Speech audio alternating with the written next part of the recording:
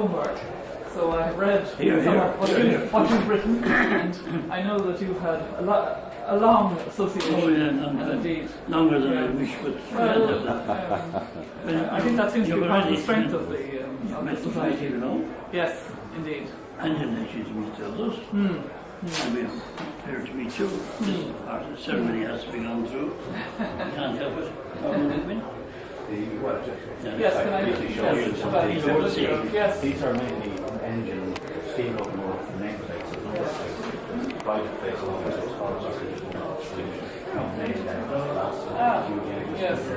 yes. The election on this side is mostly involved in Western. On that side, there's nobody in the northern countryside. Yes.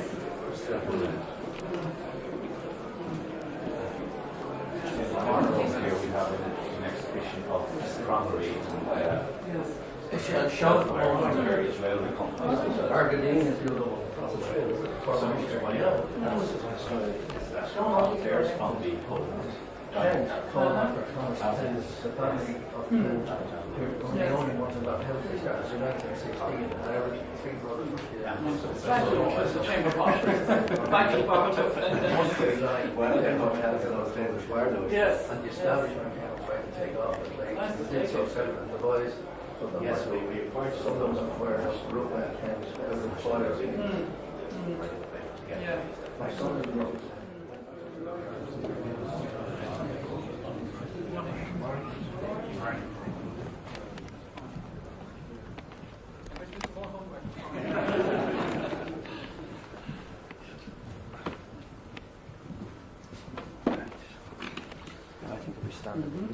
Yes. Yeah. Yeah.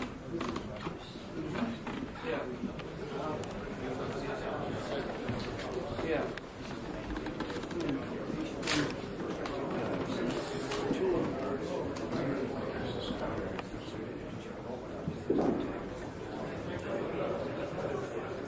Yes. Indeed. And is there quite a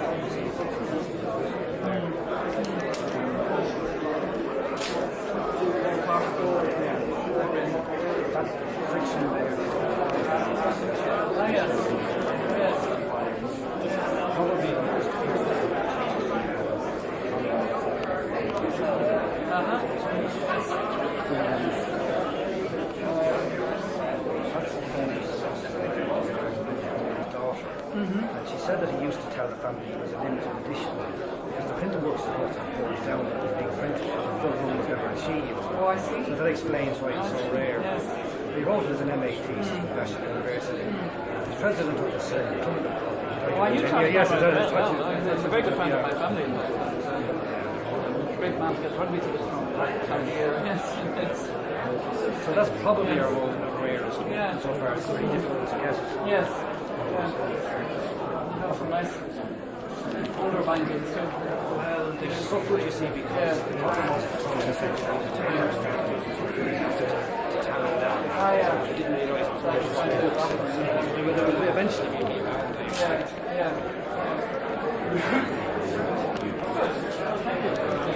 A president of our country. And more especially, as I understand it's politically right now, to speak of her as of the feminine gender. I'm also glad to see the ladies present here, always a pleasant sight for a crusty old bachelor like myself. Well, this is a historical society. True, we do not go as far back as the late Brian Boru or the late Oliver Cromwell, but we do what we can do in a period of Irish history which has been hitherto extremely neglected. Because after all, how people move about from one place to another, or move their goods, or move their cattle, is always of importance and of interest to all of us. That's what we have set out to do, and I think we are doing it fairly well. Now, there's not much more to say, just that I am extremely honoured in the name of the Society that President Robinson should have given us her company today. She is what truly might be called a busy woman. She has a great deal of very, very important business to attend to. We must not occupy too much of her time, but we are very, very honoured that she should have come here to show an appreciation on the part of the nation of what we amateurs can do to further the interest of Irish railways in the historical sense. Now, we also pay a tribute to those important people who have the job of keeping the wheels turning in this country and do it so well in spite of many discouragements. President Robinson is accustomed to meeting the people. She's known for that, for her courtesy and her kindness and her goodwill to us all. We're honoured here by having her today, and I should remember I have been admonished to occupy as short a time as possible in the interest of everybody. I therefore ask her, will she say anything? But first of all, I'll ask her to accept this little souvenir. It's a book which was being compiled by our committee of the Society and what the Society has done and what the Society hopes to do. And I hope that some evening, if she has time, she'll put her feet on the fender and read the book. Thank you very much indeed.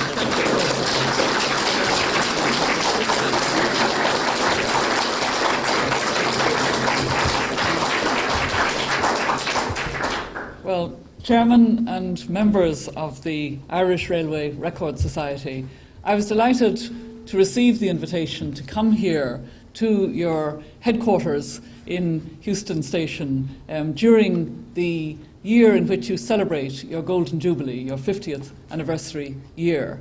I'm aware that you've only been based here since 1983, but nonetheless it is very much the home of the Society, the home of your archives, and the place of your library, which I've just briefly had an opportunity to see.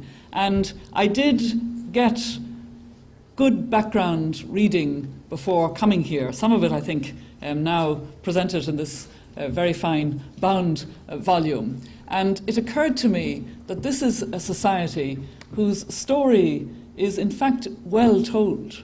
And I'm very glad of that, because it is a unique and important story, a story of a commitment to the idea of the importance of the ways of transporting and of the importance of rail transport, of the archival material, which has a special value because this is an all-island society and therefore can link with archival and other material that tells a very detailed, meticulous story of the building of the rail, of the rolling stock, of the places it went through, very detailed maps, very detailed accounts. And I'm somebody who has always placed great emphasis and value on archival material, on archives, on history, on libraries. And you have here, in your society's premises, all of that gathered together.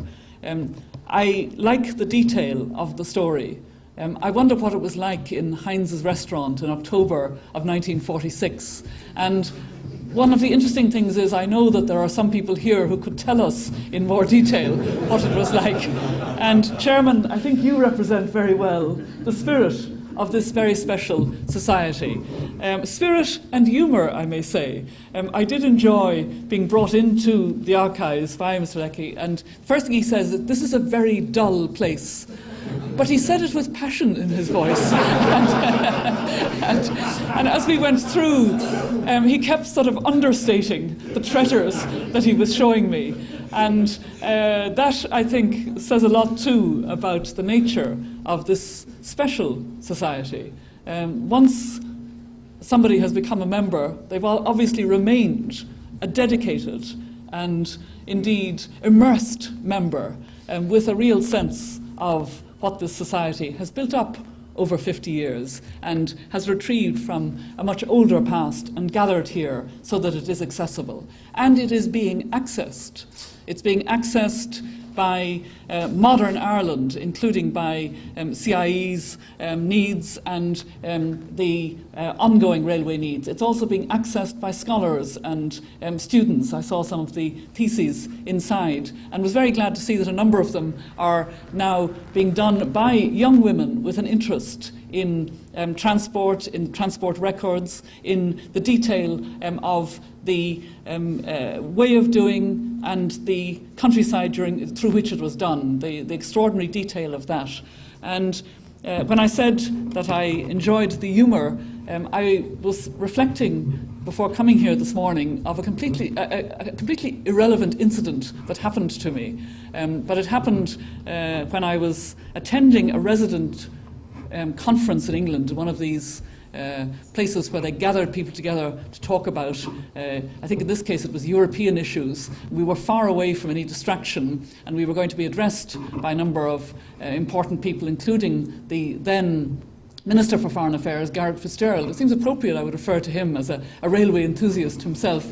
And he was to come and address the dinner on the first evening. And then a message came through that the Minister, Dr. Garret Fitzgerald, would be arriving early because he was coming by rail and not by plane. And there was no explanation of this, but it was a wonderful example of somebody who was coming earlier because he'd chosen to come by railway, and I think that revealed part of his interest and preoccupation. And I know that that genuine interest in transport records, in the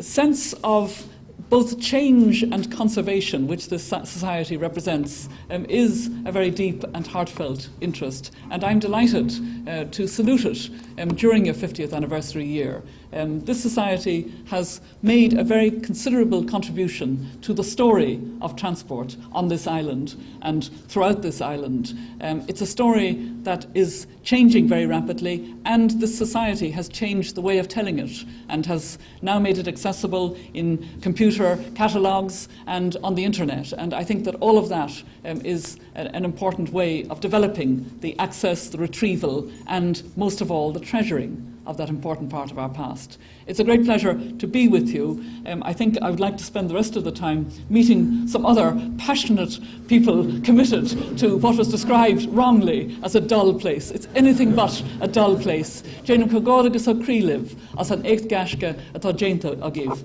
agus the officer leherum, vehliv, han an jubilee shah cheluru live. Garmila mahagib galer. Thank you.